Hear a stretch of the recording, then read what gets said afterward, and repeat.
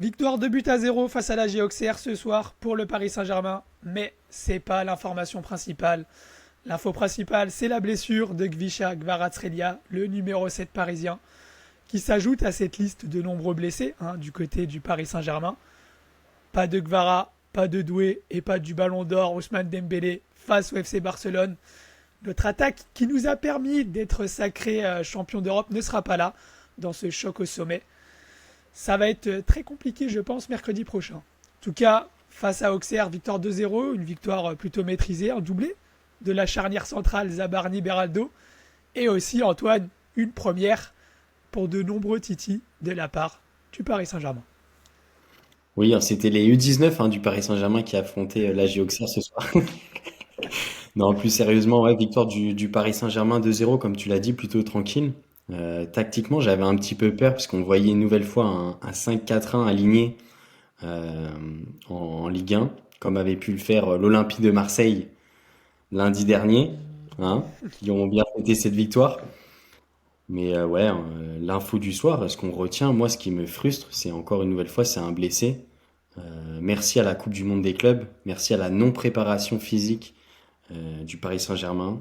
On avait été épargné par les blessures. Et là, c'est la catastrophe. Et c'est dommage parce que quand on voit un choc comme ça en Ligue des Champions, un Barça-PSG, on connaît cette rivalité du moment Ouais. entre ces deux clubs. On a envie de les voir à leur potentiel max. Et c'est vrai que, comme tu l'as dit, des deux côtés, on va avoir de nombreux absents. Côté parisien, je pense que ça va être compliqué d'un point de vue offensif. Ouais, c'est ça. En tout cas, si on doit revenir aujourd'hui, il y aura une preview, les gars, pour le match face à Barcelone. Mais si on doit revenir sur le match face à Auxerre, comme tu dis, un nouveau blessé, Vitinha aussi est sorti à la 34e minute. A priori, c'est tactique, j'ose espérer. C'est un peu bizarre de le sortir à ce moment-là du match, je trouve. Il aurait pu Mm. attendre la mi-temps, surtout qu'il faisait aussi reposer Achraf Hakimi. Donc, on ose espérer que c'est pas un autre blessé, en tout cas. C'est Mais ce à que sa j'ai pu lire réaction, dans l'info. on pensait que c'est tactique, à sa réaction. Le banc est, en fait, il lui parle. C'est l'adjoint de Luis Enrique au téléphone. Lui, il est entraîneur de rugby, donc maintenant il est au niveau du stade. Mais au téléphone, on voit qu'il lui transmet un message qui est retransmis derrière à Vitinha. Et on sent qu'il y a une petite incompréhension, comme si Vitinha n'avait pas vraiment demandé le changement ou s'était pas plaint d'une blessure. En tout cas, on espère. Mais on l'a senti un petit peu frustré, ce qui est pour le coup rassurant pour mercredi. Je pense que c'est C'est pas une ça. blessure. On l'espère. On espère. En tout cas, si on doit revenir sur le match, bon, voilà. Moi, j'ai bien aimé le match de Lee. J'ai trouvé une bonne activité, quelqu'un qui demande le ballon, qui se disponibilise pour le collectif. Ouais. Même à la récupération, je l'ai trouvé intéressant. Il déclenchait le pressing. Et voilà, c'est quelqu'un au milieu de terrain, je le répète, au milieu de terrain, il est assez bon avec le Paris Saint-Germain. Ne le faites pas jouer en attaque, au milieu de terrain, il est très bon.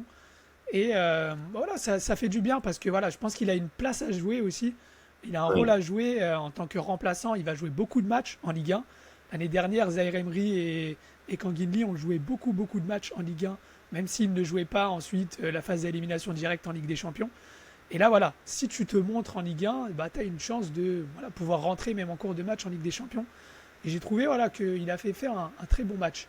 Aujourd'hui, notre ami Kanginli, un Zaire Emery que j'ai beaucoup décrié aussi.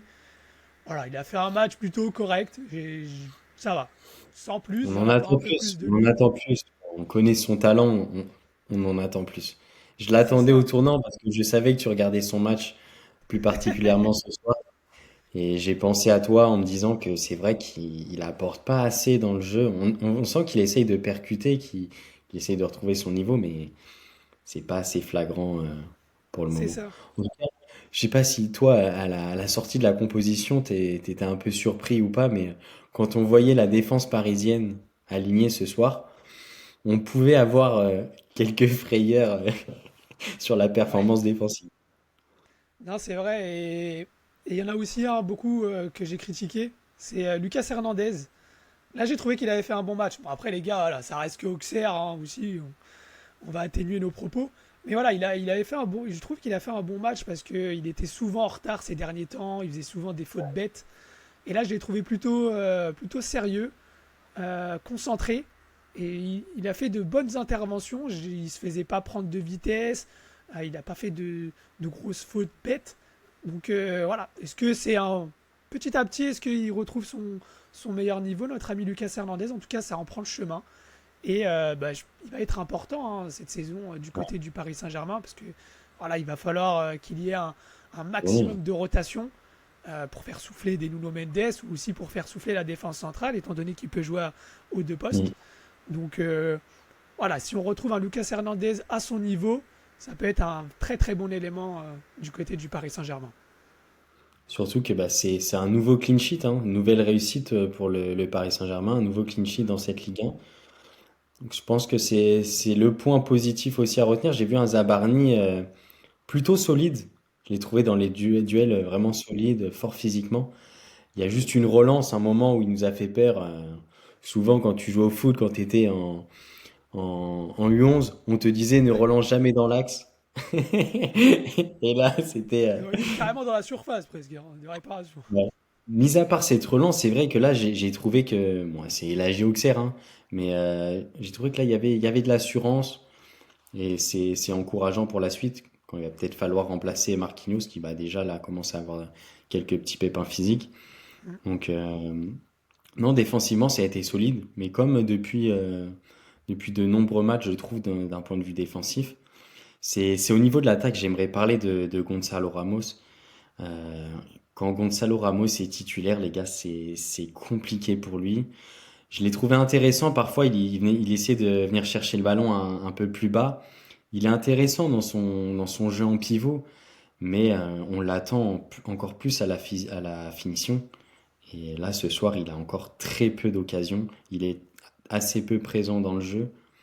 Et on aimerait le voir marquer en tant que titulaire parce que on a l'impression que cette saison, il va finir par le devenir réellement au vu des absences. Alors moi les gars, je vais être le défenseur de Gonzalo Ramos dans cette vidéo. Je pense qu'on lui en demande un peu trop. Il est jamais dans de bonnes conditions aussi. Voilà, là, c'était une équipe remaniée hein, de la part du côté du Paris Saint-Germain. Lui, il a besoin de ballon. C'est pas quelqu'un qui va faire le jeu. On sait qu'il n'est pas Luis Enrique compatible à ce poste de numéro 9. Il fait ce qu'il peut. Il essaye de jouer dos au but avec certaines remises. Mais il a pas de ballon dans la surface. Hein. Là, ça a été compliqué. Gvara, il a essayé, mais il était un peu trop seul lui aussi.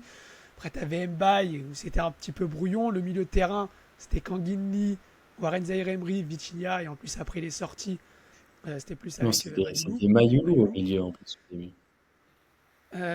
Oui, c'était Mayoulou, Kanginli et Warren Non, Zaïre. Non, c'était Warren Zaïre-Emery, il était arrière droit, il excusez-moi les était gars. arrière droit, ouais. Donc, c'était un peu compliqué, je pense, pour lui de recevoir des bons ballons. Ok, c'est des bons joueurs, mais ça manque un peu d'automatisme. Hein. C'est pas Ouais, le rouleau compresseur Ruiz, Vitinha, Neves au milieu de terrain. Donc, pour avoir les bons ballons, il faut avoir des bons milieux, il faut avoir des bons ailiers aussi. On avait un Gvara, il est sorti à la mi-temps.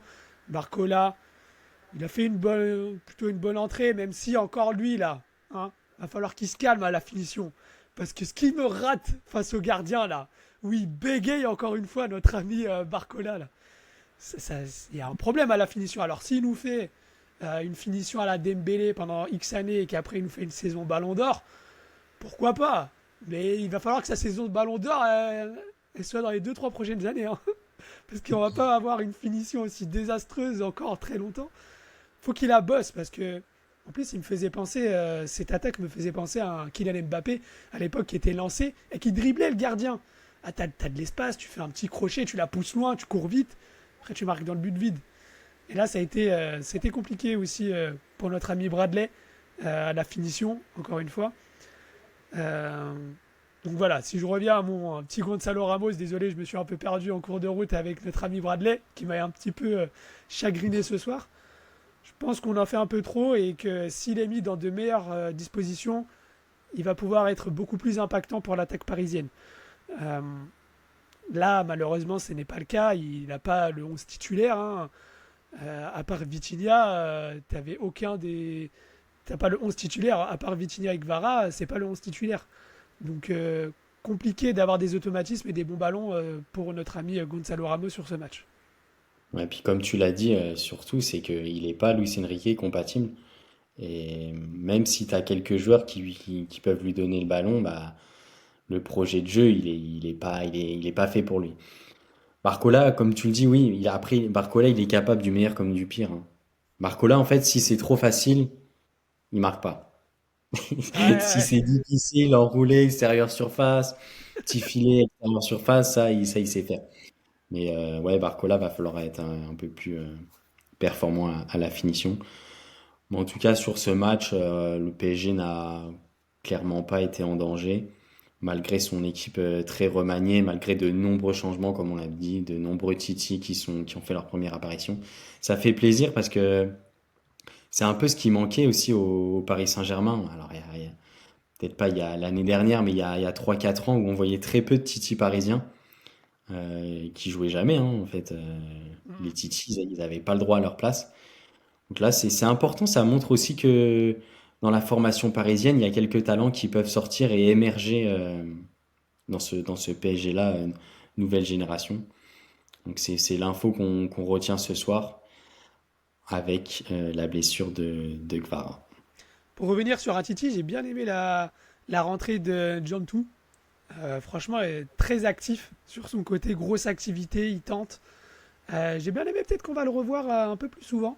J'ai l'impression que Luis Enrique aussi, sur certaines séquences, on le voyait lever son pouce. Donc peut-être qu'il a aussi apprécié cette entrée. En tout cas, à suivre hein, comme joueur.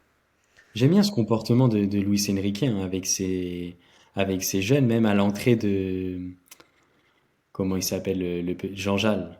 À Jean-Jal, l'entrée ouais. de Jean Jal, il l'a encouragé, il essaye vraiment de les mettre en confiance. C'est pas il les lance dans le bain et puis Mhm. démerde-toi, c'est jette-toi sur le banc, quoi. Non, il les lance pour créer quelque chose et c'est vraiment ce qui a fait sa réussite au Paris Saint-Germain. Et ça fait plaisir de le voir continuer sur cette lancée-là. Ouais, c'est ça. Donc affaire à suivre, les gars. C'était un match, voilà, plutôt maîtrisé. Victoire tranquille, 2 buts à 0. Le parc qui fête ensuite Ousmane Dembélé avec son ballon d'or. Ça fait plaisir. Donc voilà, je sais pas si tu avais autre chose à rajouter sur ce match.